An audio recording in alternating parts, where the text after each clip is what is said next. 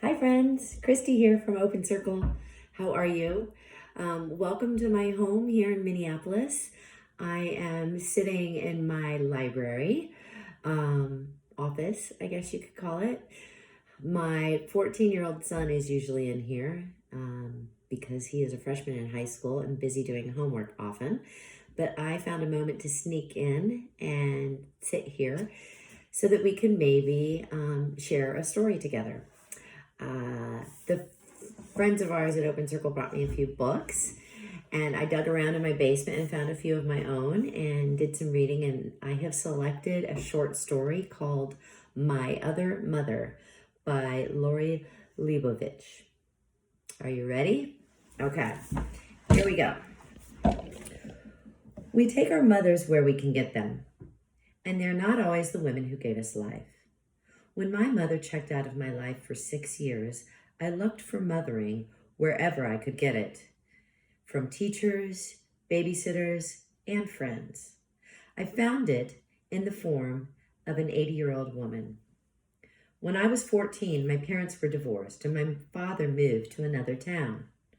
6 months later, my 17-year-old brother, Phil, disappeared from my life when a car accident left him with severe brain damage and in a coma, unable to speak or move. Suddenly, the world that should have been opening up to me felt like it was closing in. I was depressed and scared, desperate for a firm place to stand. But then the person that I wanted to run to, my mother, left me too. She moved into my brother's world, funneling all of her energies into the child that she felt needed her the most. I can't blame her, I guess. But for years, she spent her days at the hospital at his bedside, attending physical, speech, and occupational therapy with him, changing him, reading to him, mopping his brow, and she returned home at night exhausted.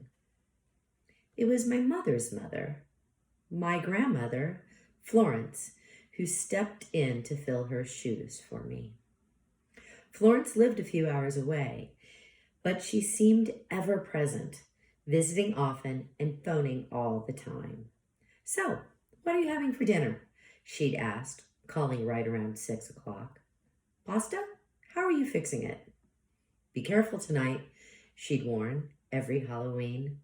People do crazy things. She drove from New York to Boston with my grandfather every month, always arriving in time to cook dinner. She was the pair of eyes my mother no longer was. Though my mother came home every night, it seemed that she never saw me. I existed somewhere beyond her peripheral vision. Her thoughts were at the hospital, even when she wasn't. And she was with the child she was trying to keep alive. So it was Florence, my grandma, who picked off tiny bits of lint from my sweaters, noticed when a button was loose, or if a color was less than flattering. It was Florence who made sure I was fed, well-clothed, and who paid attention when I talked about the latest styles. My grandmother divided the world into two categories: things she was for and things she was against. Ready-made cake mixes? Against. Hairspray? For. Demi Moore, naked, pregnant on the cover of Vanity Fair? Very, very against. By contrast, my mother, a 1960s trained therapist, was all about gray areas and allowing me space to grow. When I was 10 years old and asked for permission to stay up past my bedtime to watch the 2-hour Love Boat special, for example, she said, "You'll have to use your own judgment." Had I posed the same question to Florence, she would have replied with her hands firmly on her hips, "If you stay up late to watch that junk, you'll be exhausted tomorrow and your eyes will be puffy." Looking back on it now, it is ironic that I was suddenly being raised by the woman my mother had tried to push out of her own life. Growing up, My mother had felt suffocated by Florence's black and white worldviews. When she left home for college, she vowed never to live near her mother again. Under other circumstances, I too might have resented Florence's style of mothering. What 14-year-old wants anyone, let alone someone generations older, telling them what to do? But as my world unraveled, I wanted less space to grow, and Florence's binary views and autocratic manner gave my life the boundaries I needed.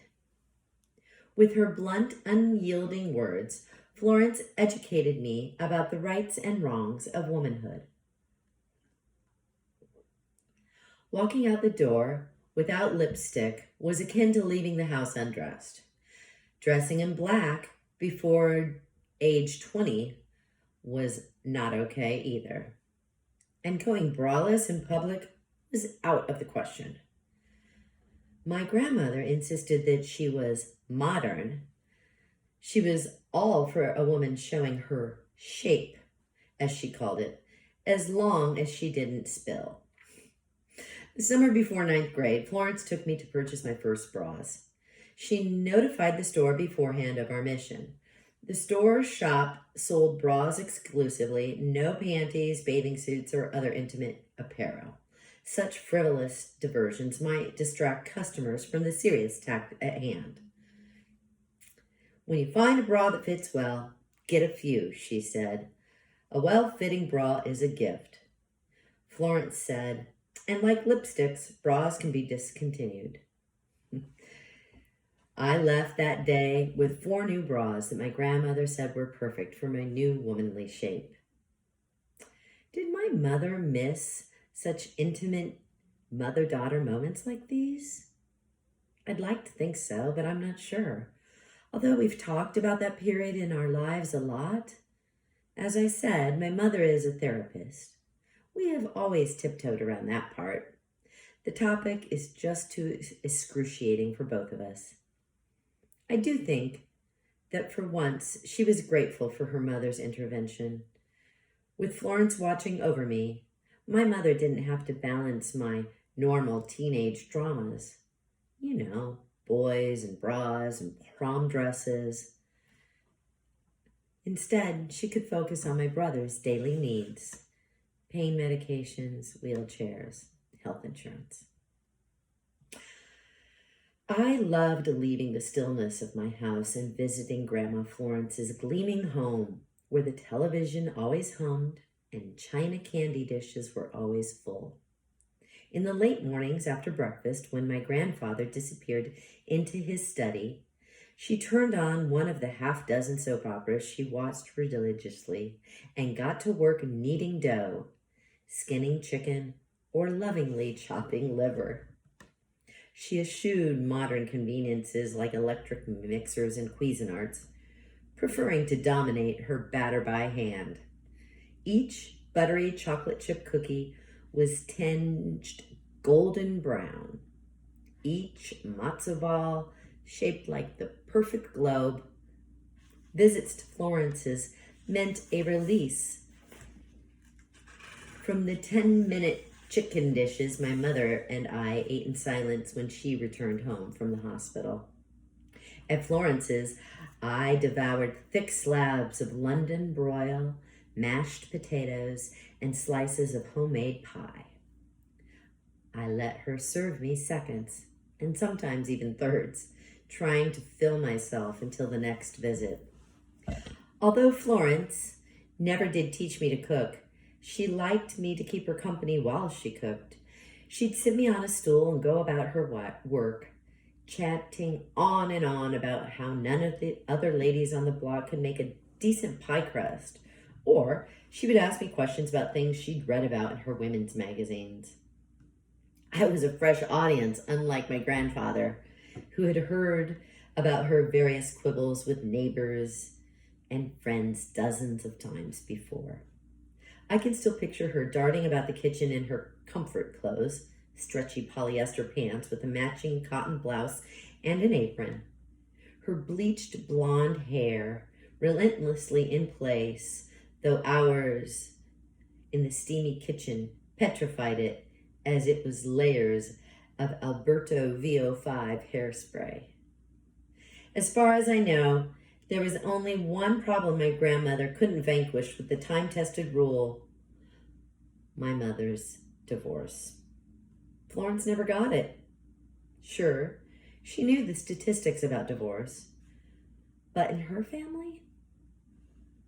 Since the day my grandmother Florence met my grandfather, Sam, at a temple dance when they were both 23, they had remained giddy and inseparable. Once, while sitting in her kitchen, I asked Florence straight out what kept them happily and eagerly bound, made them want to sit down together every day for breakfast, lunch, and dinner.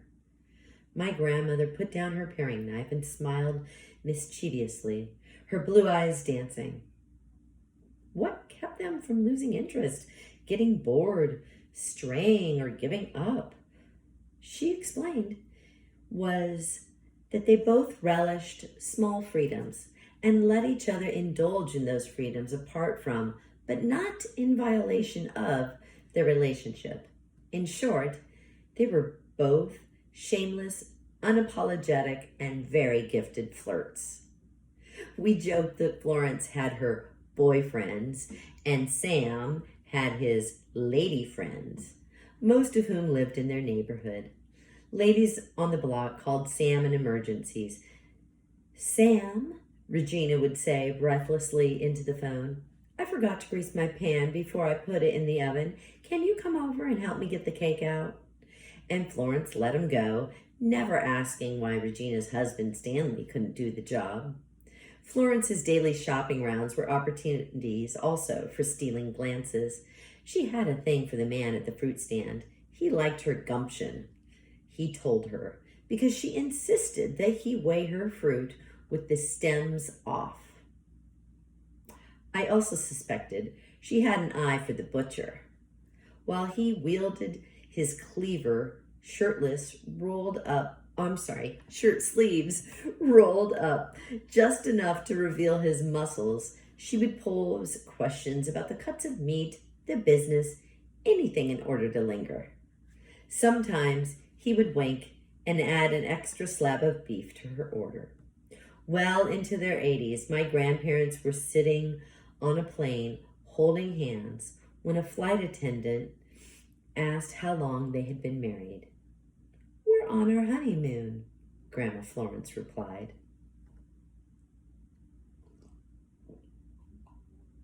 Excuse me. When I went off to college, Florence continued to mother me from 2,000 miles away.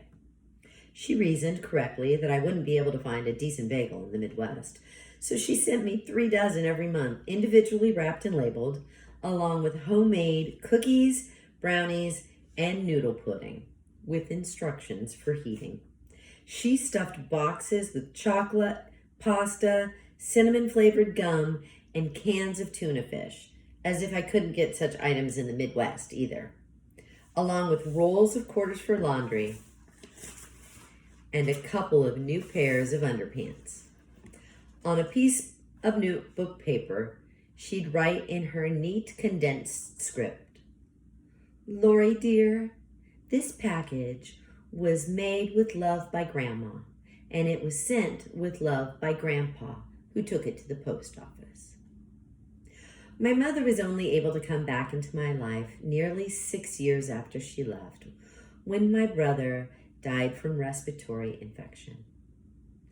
But by then, I couldn't let her back in completely. Florence was the mother who had been there when I needed her, and it was Florence still whom I looked to for direction and approval. My relationship with my mother had changed irrevocably. It was awkward, as if she were an old childhood friend who had dropped into my life and couldn't possibly know the person I had become. Now, I don't begrudge my mother for the choice she made. I don't know what I would do in her situation, but in choosing to be there for Phil, my brother. In some ways, she had let go of me. I know that she still feels guilty about it, and she overcompensates now. She wants to be close to me, wants to know me again, but the daughter that she knew is gone. The adult in me was born during the years she wasn't around, shaped into a woman by another woman's hands. When I was 20, Florence died in her sleep on Valentine's Day with beloved Sam by her side. My mother and uncle had been invited to my grandparents' home for breakfast that morning, but when they arrived, they learned that Florence had passed, and they called the family. Grandma lay peacefully in her bed, her peach-colored nightgown modestly buttoned up to her chin. The smell of coffee wafted in from the kitchen. She had set the timer on the pot the night before. Rows of bagels stood at attention in the oven, waiting for her to turn the knob to bake. A kaleidoscope of fruit, melon wedges, oranges, berries, and nectarines was meticulously arranged on a platter in the fridge, and the small china pitcher she used for special occasions was filled with milk and covered with saran wrap. I have to think she planned it this way, that she somehow felt comfortable dying only because she knew that my grandfather would not be alone, and there was plenty of food in the refrigerator. In fact, Sam lived for a year on the frozen meats and baked goods stored in the freezer. Florence's death paralyzed me, even more than the death of my brother, whom I had really lost years before he died. Florence was my one strand of stability during those desperate, lonely years, and when she left me, I felt unmoored, unclaimed. Dressing for temple 2 days later, I remembered one of Florence's more counterintuitive decrees: never wear black to a Jewish funeral. She couldn't remember the origin of that rule, but as a girl, she was told that wearing black was somehow disrespectful to the deceased. So I went to her closet, chose a fuzzy blue Angora sweater from the shelf, pulled it over my supportive bra, and I left to say goodbye. The end. So that was called My Other Mother. I hope you enjoyed it. Thanks for joining me here in my home. I adore you all, my Open Circle family, and I hope to see you again soon. Okay? Have a good day. Bye.